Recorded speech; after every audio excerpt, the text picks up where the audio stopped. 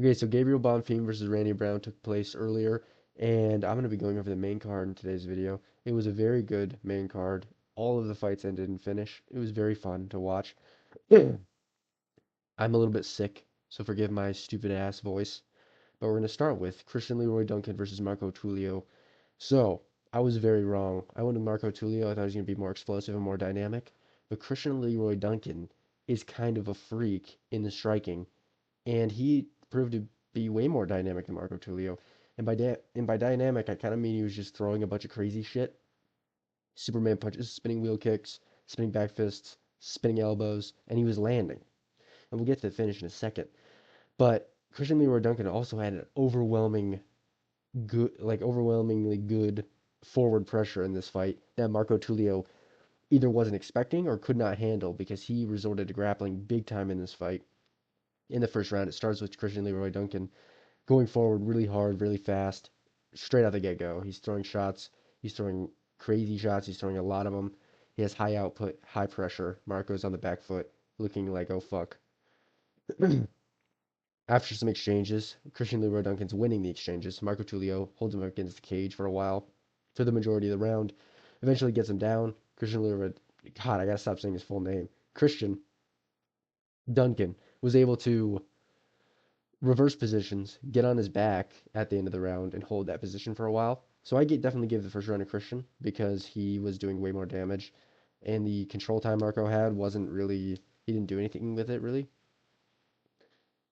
And then the second round happened, and Marco Tulio started to kind of build his way into the fight more. He started to land more on the feet. He started to not let Christian push him back as much. He started to dictate the cage control a little bit better and was able to land a lot more shots and kind of implement his own game plan to a degree. He still grappled a little bit, but now Christian was starting to grapple a little bit more too. It was looking more even, and then out of nowhere, Christian spinning back fist Marco Tulio rocks him terribly and then puts him down with the right hand and kills him, and he's out completely cold. Marco gets knocked out just like so badly in the second round. As a fan of Marco, it was sad to see, but Duncan's kind of a beast, and I'm excited to see what he does later in the future in his division, because middleweight's one of those divisions you can kind of get through if you're someone like Duncan, who's a big, strong, rangy striker who has a good forward pressure. That's a good, I think that's a good recipe for a middleweight contender. And even though Duncan's lost in the past, I feel like he's getting better. I feel like he's evolving as a fighter, and I'm actually pretty confident that Duncan's probably going to go forward pretty high in the middleweight rankings because Tulio I respected a lot as a fighter, and I thought he was very good, and I thought he was going to win. And Duncan put him away bad and proved that he can just put on a really good forward pressure and not really get tired, at least in the first two rounds. So yeah, Duncan gets it done by KO. Crazy fucking knockout. Excited to see what he does next. I think he'll do very good at middleweight. Next, Chris Padilla versus Ismail Bonfim. So I was correct, at least with this Bonfim brother. Ishmael is a wilter. He wilts. He loves grappling and he loves wilting when shit gets difficult. And Chris Padilla, honestly, I don't think he was winning the fight up until his knockout per se. It was a very close fight. The first round, I gave to Ishmael because Chris, he had a really high and tight guard. He was landing good shots. He was landing a lot of low kicks, but he wasn't landing the power shots that Ishmael was like landing on him. Bonfim was throwing a ton of fucking power shots, and he's landing a lot of them. He's being very explosive and athletic in his movements. Also, he had a big speed advantage over Chris Padilla, I think, in this fight. But Chris stayed like tight. He was getting pushed back for a second, and then he started pushing Bonfim a little bit back, and it was kind of a tug of war in the octagon for the first round. But in the second round, also, I'll keep going over the first round.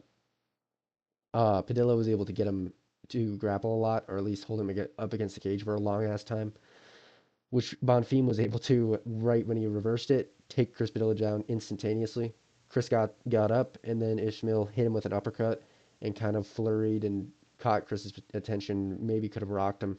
So that's why I gave the first round to Ishmael. I thought he did way more damage and landed the better, more powerful shots. But in the second round, Padilla's going forward. He's still getting a lot of shots landed on him that are like powerful, but they're kind of landing on his guard since it's so tight. Ismail was going to the body occasionally and effectively, but Chris would not let his guard down, and he just kept it up, and it made it difficult for Bonfim to land anything to the head that was any sort of effective. And Chris was kind of just walking him down.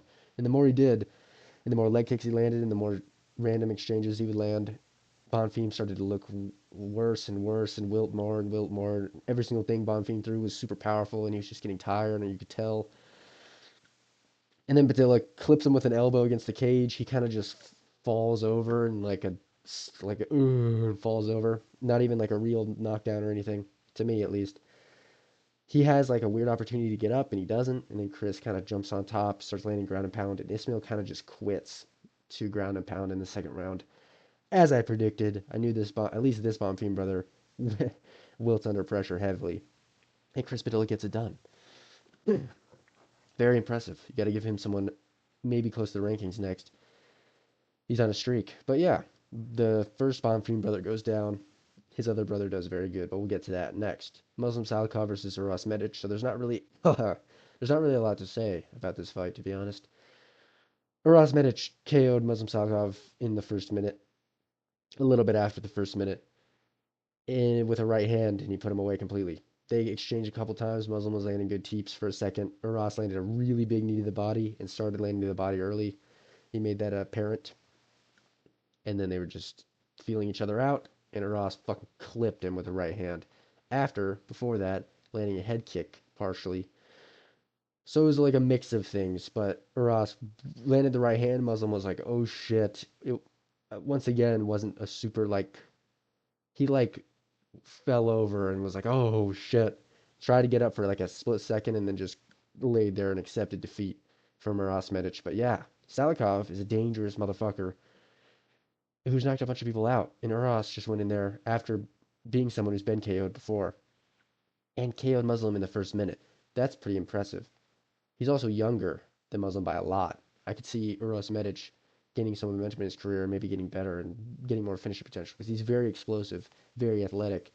I could see him kind of going forward with some good performances. But yeah, very quick one. Uras Medic kills Muslim Salikov. Not what I expected at all. I picked Muslim. But it's two finishers. It's two finished or be finished fighters. And it went Uras's way. So yeah, next.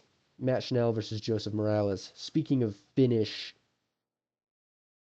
Matt Schnell always gets finished in every single fight he's ever been in his life. And Joseph Morales was able to do that to Matt Schnell in this fight via submission in the first round. It starts off with some random exchanges, some punches thrown, some kicks thrown. Joseph Morales is getting the better of these exchanges, may I add. He lands a really nice right hand in which Matt Schnell shoots a takedown, gets it, but Joseph Morales is better on the ground. He was able to reverse the position in a very clean, nice sweep. Ended up on top, started landing ground and pound. Worked his way to north-south, which he went for the Kimura from there. Was able to go from the Kimura to a crucifix, but he was under the shoulders of Matt Schnell, so he was hanging on his back like this. And he had his head like in his stomach where he could land shots, and he was holding him there. And then Matt Schnell kind of successfully got out of it, unless that was part of Morales' plan, I guess, for the guillotine attempt. But Matt Schnell was able to like roll out of it, get on top, and then Joseph Morales sinked in the arm and guillotine, wrenched it, and of course Matt Schnell tapped. He's used to this shit getting finished. But yeah, Joseph Morales gets him done, gets Matt Schnell out of there very quick into the fight with a arm and guillotine, which you don't see very often. But I'm not surprised. It was always kind of going to happen, I think. Joseph Morales did the 6-7 thing after that. Ugh, very cringe. But he gets it done. It's his second time in the UFC. He beat a guy like Matt Schnell, who's not super easy to beat. He's still tricky, and he's still a veteran of the game. But he made it look easy, so he's definitely going to go up in the rankings, and he'll probably get, or not, he'll probably get maybe like a feel him out like ranked fight next. So yeah, good for Joseph Morales. It was kind of always going to happen. Next, no 6-7. That's terrible. Next, the main event: Gabriel Bonfim versus Randy Brown. So I was very much wrong about the other about the other Bonfim brother. This one is actually pretty fucking good. He is improving, I will say. Where I don't think Ismail is going to be anything, Gabriel might. That's what I'm seeing now. Gabriel Bonfim destroyed Randy Brown, pretty much. He picked him apart on the back foot the entirety of the fight, landing the better shit. Mainly low kicks. In the first round, he landed like 20 low kicks or something. He was throwing nothing but low kicks nonstop, and he would land a jab every once in a while. And there would be these flurries every once in a while where they would be in the pocket. It would either be even or Gabriel would land one more shot in those exchanges. Randy really couldn't get anything going because his leg was getting chewed up from the very start. So all his rangy strikes that he's used to throwing, he couldn't get him going because every single time he put weight on his front foot, Gabriel would smash it. And Randy Brown wasn't doing anything about it. He wasn't checking, he wasn't adjusting anything until the second round, which he started adjusting a little bit to being more teep heavy and light on his front foot. But in the first round, it was just non-stop leg kicks from Gabriel Bonfim. Won him the round clearly. And he didn't grapple one time in the entirety of the fight, which was awesome for me and surprising and impressive to do that against Randy Brown, who is the rangy striker of the two, in my mind. He was able to pick him apart on the feet in the first round pretty much easily. And then the second round happens. It's more of the same. Randy Brown's starting to try to like throw crazier shots, like more hooks and shit. Try to get in the pocket because he's getting chewed up on the outside. But Bonfim was game for that. He was landing his shots back. He wasn't afraid of anything. Bonfim was just doing better, all around better. And then like 3:30 into the round, or like a minute 30 into the round, Gabriel clinches up and lands a fucking big clinch knee right to the face of Randy Brown, in which Gabriel falls, like slips and falls, but Randy Brown drops like a fucking sack of potatoes. He's out, but it was a little bit early because he wasn't completely dead. But upon watching the replay, it wasn't an early stoppage. I think anybody saying it was an early stoppage is kind of stupid. Not super stupid, but kind of stupid because it was like he was like that's the kind of fall that is like one more punch and this dude's out fucking cold. So I get it. I get the stoppage completely. I think it should have been stopped. Gabriel was gonna land that shot. Like Randy Brown was not awake for like 4 seconds after that punch landed. And even on the like way up, like he got up quick, but he used the cage and he was kind of bumbling around. One more shot and that would have been completely not like lights out, a little bit more CTE.